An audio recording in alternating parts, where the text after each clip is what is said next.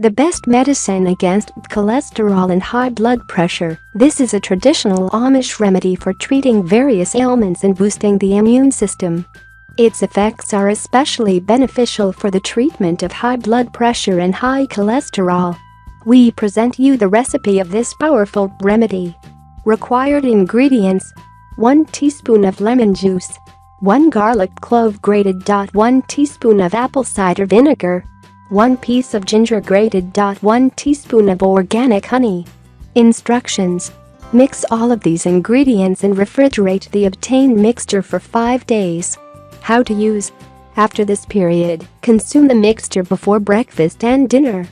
However, make sure to take it up to 3 times per day. After a week period, check your cholesterol levels and you will see the positive results.